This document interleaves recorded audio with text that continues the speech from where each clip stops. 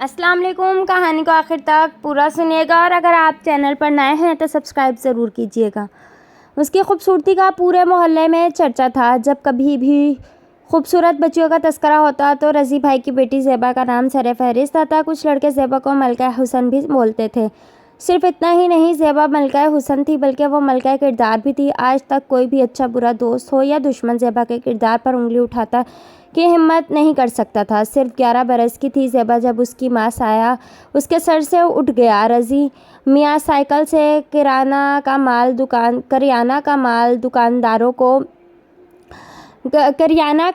دکانداروں کو بیچتے تھے اور پھر اس سے ان کے گھر کا گزارا ہوتا تھا. مگر جب سے بیوی نے دنیا کو لبیک کیا، سپلائی کا کام چھوڑ کر گھر کی چھوٹی سی بیٹھک میں کریانہ کی دکان کھول لی.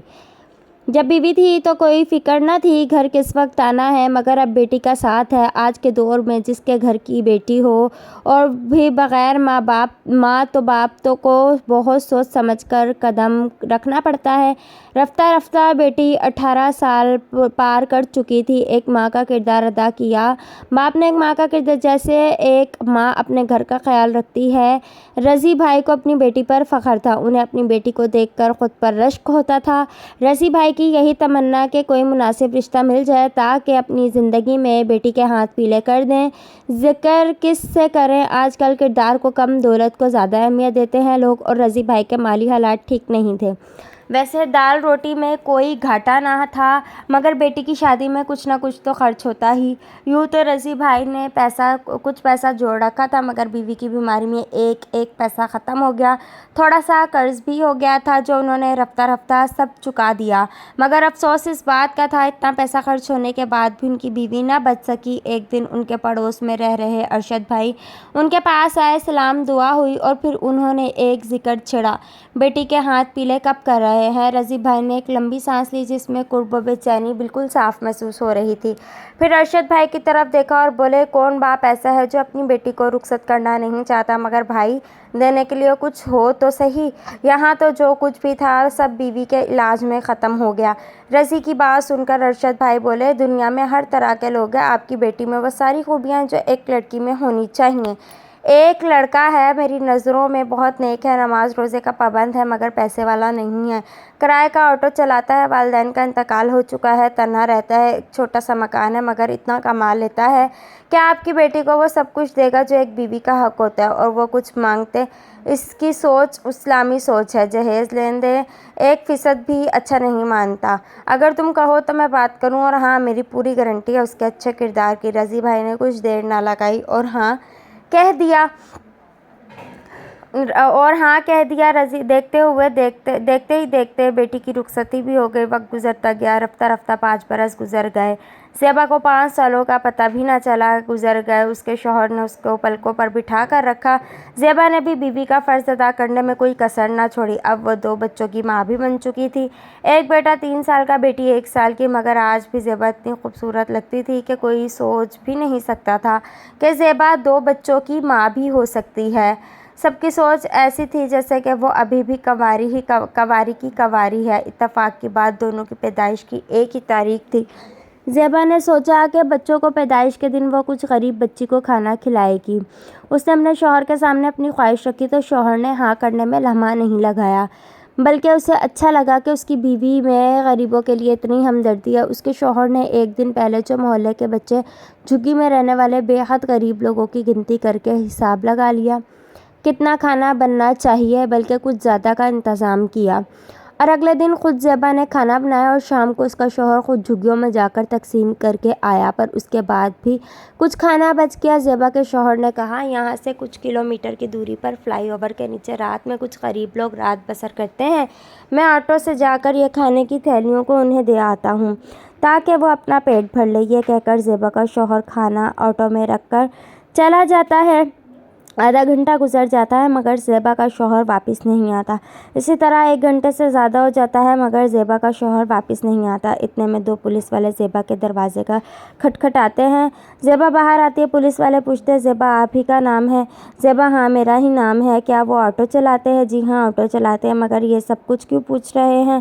ان کے آٹو کی ٹرک سے ٹکر ہو گئی ہے، وہ ہسپتال میں ہیں. آپ ہمارے ساتھ جلدی سے چلیے.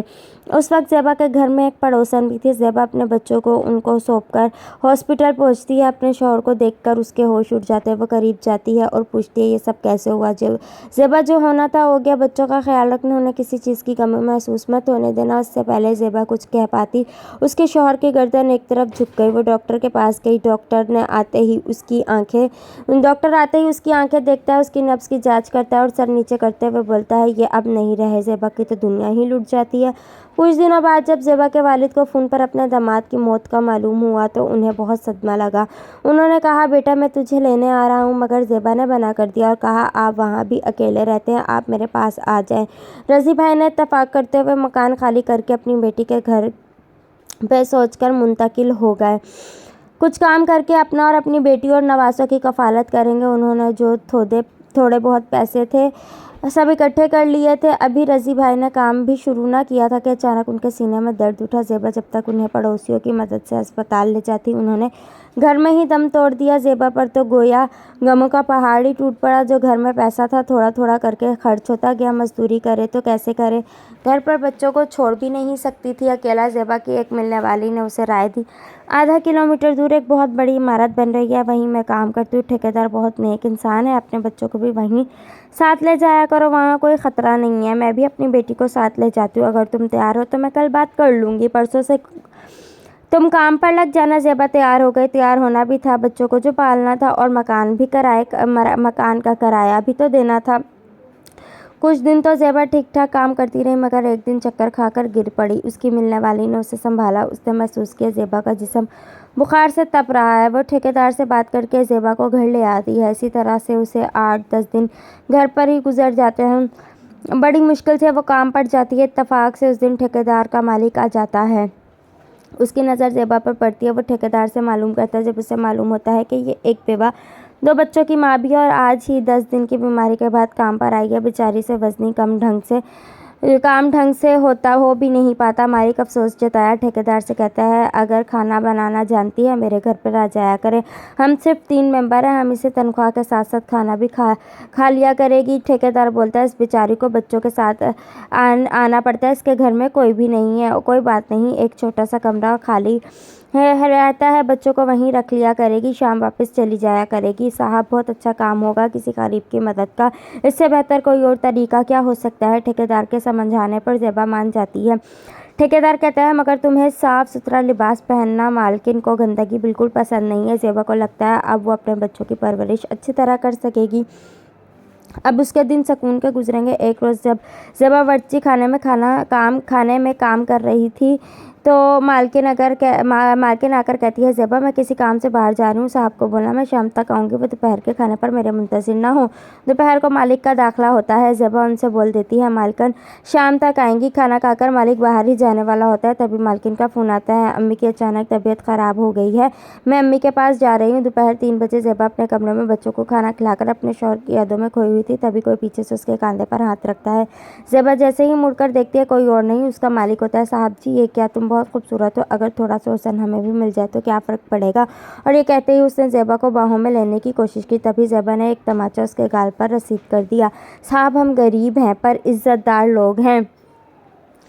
हाँ साहब हम बहुत गरीब हैं पर इज़्ज़तदार लोग हैं। इतना कहते ही उसने अपने दोनों बच्चों को उठाया, चलने लगी। अपने घर के लिए कोई और नौकरानी ढूंढ लेना। मालिक ने अपने गाल को सहलाते हुए कहा तुझे इस थप्पड़ की कीमत चुकानी होगी, तुझे एक दिन मेरे पास आना पड़ेगा। 2 दिन गुजर गए, घर में जो था ख़त्म हो गया। इतने पैसे भी ना थे जो बच्चों को थोड़ी रोटी और दूध का भी इंतज़ाम कर सके। वो पड़ोस में से थोड़ा सा रोटी ले के आई। किसी तरह रात गुजर गई। लाख कोशिश के बाद कुछ इंतज़ाम ना हो सका। माँ की ममता तड़पने लगी। शाम को बच्चों की भूख की शिद्दत हद से ज़्यादा बढ़ गई। क्या करे क्या ना करे समझ से बाहर था। बच्चे भूख से तड़प रहे हैं, ख़ास तौर से छोटा बच्चा, उसे दूध ना मिला तो मर जाएगा। दिल पर पत्थर रखकर पड़ोस में गई, वो भी बेचारे गुर्बत के सताए बामुश्किल आध रोटी 1 कप दूध का इंतज़ाम हुआ। माँ का दूध भी नहीं उतरता। माँ खुद 2 दिन से खाली ना के बराबर खाना मिला। हालात 3 दिन तक यही चलते रहे। ठेकेदार ने भी उसको काम नहीं दिया जहाँ पहले करती थी। बेबस लाचार माँ क्या करे। बच्चे नींद जान हो चुके थे। उसे याद है उसके मालिक ने क्या कहा था, तो एक दिन मेरे पास खुद चल कर आएगी, बच्चों का भूखा मरने से बचाए یہ اپنی عزت مرتے وقت شوہر کو وعدہ کیا تھا بچوں کی کفالت کرے گی، مگر کیا کرے، آخر بچوں کو بچانا اس ماں کی مجبوری تھی۔ آخر وہ مالک کے پاس پہنچ گئی، کنڈی کھٹکھٹائی۔ مالک نے دروازہ کھولا، اس کے چہرے پر شیطانی ہنسی تھی۔ ہاں ہاں، کچن میں سے جو چاہے لے جاؤ۔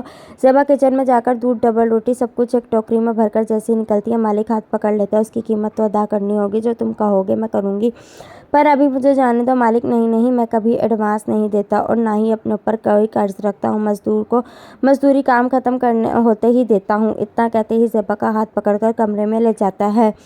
پھر کیا تھا اور پھر کیا تھا، عورت کی عزت تار تار ہو جاتی ہے۔ کچھ دیر بعد کھانے کی ٹوکری زیبا کے ہاتھ میں تھماتے ہوئے بولتا ہے، جب راشن ختم ہو جائے تو چلی آنا، میں مزدوری میں کنجوسی نہیں کرتا اور نہ ہی دیری کرتا ہوں۔ زیبا ٹوکری لے کر تیز قدموں سے اپنے بچوں کی طرف جاتی ہے، بچوں کو کھانا کھلا ہی رہی ہوتی ہے۔ دروازے پر 2 پولیس والے کھڑے نظر آتے ہیں، پیچھے مالک بھی کھڑا تھا۔ انسپکٹر صاحب، اسی نے میرے گھر میں چوری کی ہے۔ زیبا، نہیں، میں نے کوئی چوری نہیں کی۔ مالک اس ٹوکری کی طرف اشارہ کرتا ہے۔ پولیس والے ٹوکری میں دیکھتے ہیں، اس میں کچھ روپے بھی ہوتے ہیں۔ مالک، یہی میرے پیسے ہیں۔ میں اس کی پریشانی کو دیکھتے ہوئے کہا، اندر جتنا کھانا چاہے لے جا، مگر یہ نمک حرام پیسے چرا لئی۔ پھر کیا تھا، پولیس والے اس معصوم کو تھانے لے گئے اور اپنی من مانی کے اسے چھوڑ دیا۔ وہ بے بس لاچار بھاگی گھر پر آئی، بچے روتے روتے تھک کے سو چکے تھے۔ آج بھی زیبا اس گھنونے سماج سے اسے نفرت ہو چکی تھی، خودکشی کر نہیں سکتی تھی، 2 بچوں کی کفالت کا وعدہ شوہر سے لے چکی تھی۔ آج وہ رب سے یہی شکوہ کر رہی تھی کہ کب تک غریب عورت بچوں کی خاطر پبلک پراپرٹی بنتی رہے گی۔ یا اللہ، تو اولاد دے تو غریبی نہ دے، ورنہ یہ انسان صرف بھیڑیے عورت کی عزت کو اسی طرح نوچ کر کھاتے رہیں گے۔ کوئی اس کی افواہ نہیں سنے گا، کیونکہ یہ سماج اندھا بھرا ہے، ناحق بولتا ہے۔ یہ ستم عورت پر، غریب پر ہوتا ہے، آیا ہے اور ہوتا رہے گا۔ بیواؤں کی عزت چند روٹی کے نوالوں کی خاطر یوں ہی تار تار ہوتی رہے گی، جس طرح زیبا کی ہوئی ہے، اور اس کے ذمہ دار ہم سب ہیں۔ روزے محشر